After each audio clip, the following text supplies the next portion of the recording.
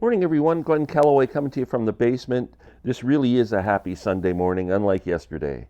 Um, I uploaded a video yesterday unboxing the new Charles Mingus 8 LP box set called Changes, and I started off the video wishing everyone a happy Sunday morning, and it was Saturday. I don't know if I'm showing my age or I'm just tired and confused from having family over for a couple of days. We had an incredible time. I'm just couldn't be happier. So anyway, today I just wanted to show you some of the stuff I got, birthday presents, stuff that was sent to me, and whatever. Let's go through it. Um, so CD exchanges. Larry Graves and I, Canadian Stud Muffin, started doing CD exchanges like a year and a half, 2 years ago, however long it was. And we would exchange 5 CDs, go home, listen to them, come back the next week and review them all, rank them in order of how much we liked them. And we started doing this on Rich Strickler's channel with a whole group of people. There was 5 of us. And then Rich has taken a hiatus, and Larry and I have gone back, and we just do it between the 2 of us. And we'll be getting together on Tuesday to record our review of the last 5 that were given. So I just wanted to show these. Larry gave me gold earring to the hilt, wire 154, Captain Beefheart bat chain puller, Talking Heads 77, and Marillion clutching at straws. So anxious to let Larry know what I thought of those. So yada yada yada. We've been doing the same thing on Rich's channel, where one person each week picks one CD for the other 4 to review. Then we come back the next week and we all give our thoughts. It's been kind of interesting to get different perspectives from everyone on the same album. But Randall Nelson, my good friend, Randy, at one point a couple of months ago suggested this album, Joe Strummer and the Mescaleros Street Core. Now, I was a casual Clash fan. I owned London Calling and an Essential Clash CD, and I knew the kind of important songs in their catalog. And but I was unaware that Joe Strummer even had a solo career after that. That's how, like, I just didn't pay attention at all. And listened to this album, and it absolutely blew me away how much I loved it. I just loved it, and played it and played it and played it and played it and played it, and become such a huge Joe Strummer fan. I own every Clash album now. I got mini obsessed on the Clash, and picked up the box set, Joe Strummer 101.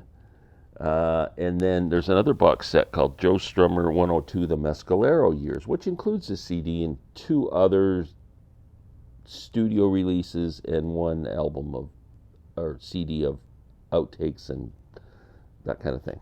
So my beautiful wife Lynn bought it for me for my birthday. And there it is. Joe Strummer, 1999 to 2002, Joe Strummer and the Mescaleros. Joe Strummer 002, The Mescaleros Years. I just freaking love this. It's got this thing on the back I haven't even taken off yet. Those things they kind of glue on the back. So bear with me while I do that. And then I can show it to you.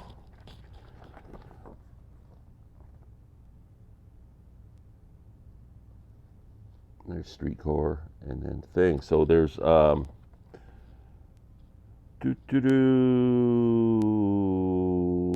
I can't even read that. Rock Art and the X-Ray Style is the first album. Second album, Global A Go Go. Third album, Street Core. And then an album of Vibes, something or other. I'll show it to you in a minute. But that's kind of the hype sticker that went on the back of this thing. So there's the set. Like I said, I love that cover in black and white. That's very cool.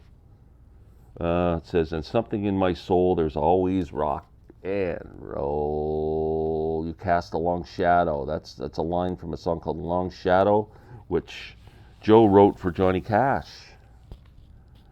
But Johnny did not record it. But Joe and Johnny got together and did a great version of Redemption Song, which is on that Joe Strummer 001 box set. It's fantastic. So there's the book, which houses the CD and a bunch of other stuff. A lot of lyrics. Hold on a second. Grab this stuff out of here. Okay, so we get lyrics to songs. Coma Girl. There's the hype sticker. Dark Horse Records. See that? There's always a Beatles connection.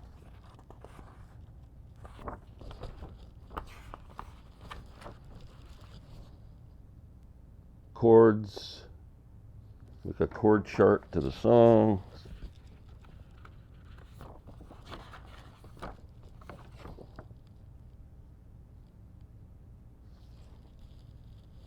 Coolin' Out. That is from some lyrics to my favorite Joe Strummer song, Get Down Moses, which is on Streetcore. I just love that frickin' song, man.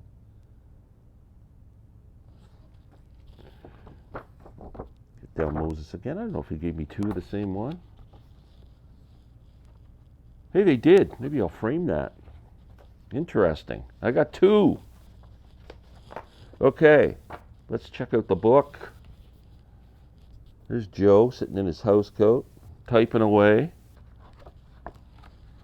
On the road to rock and roll. There's just a bunch of stuff in here.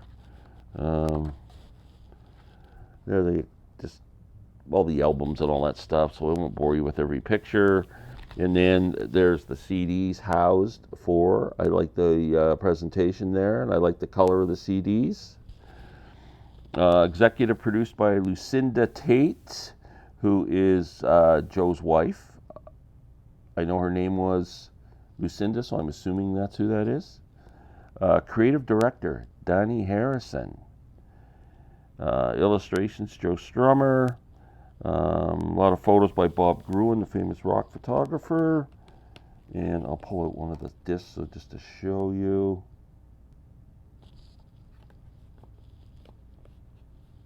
Very cool. I've turned into a huge Joe Strummer fan. I've not heard the first two albums yet.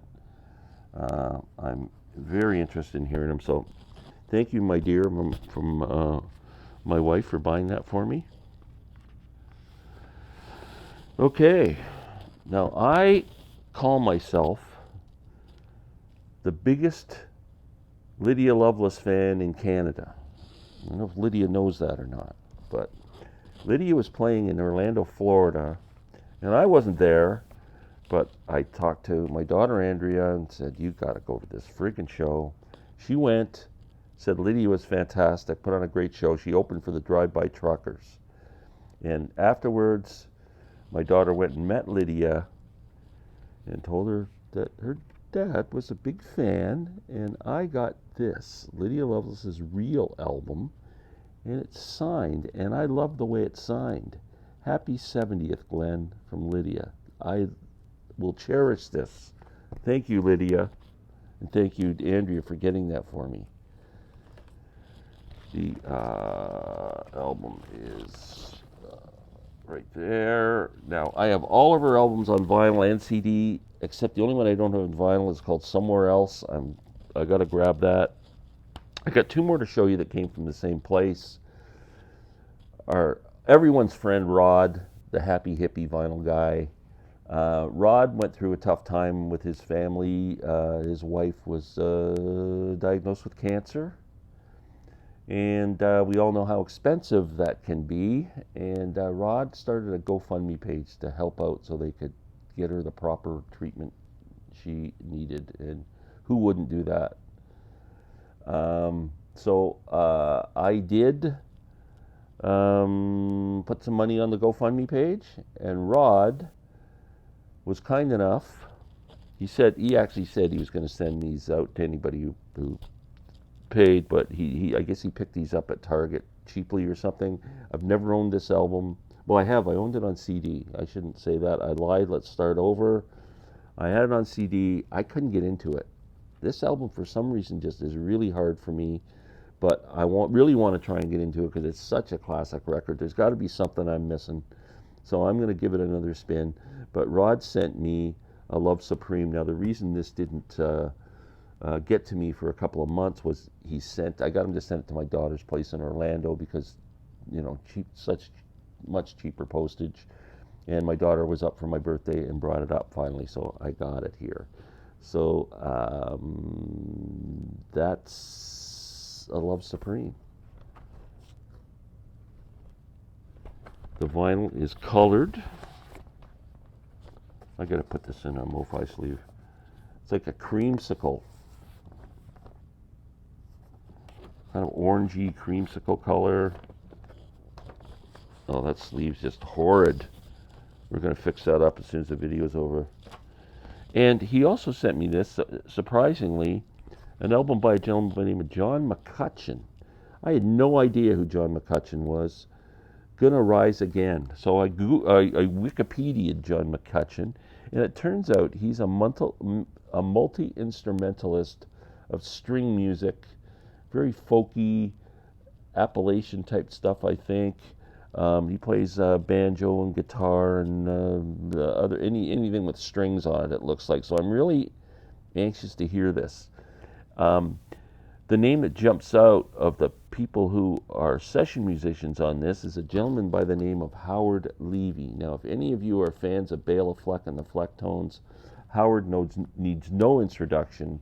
He's an incredible keyboard player, an incredible harmonica player, and he can play both at the same time, like doing these jazzy piano things and blowing this chromatic harmonica.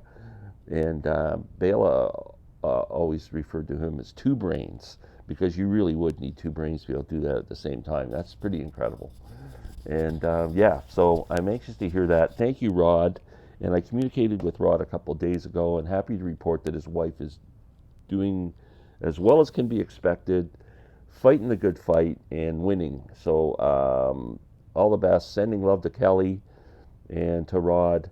And thank you all for watching. Everyone have a great day. We will talk soon.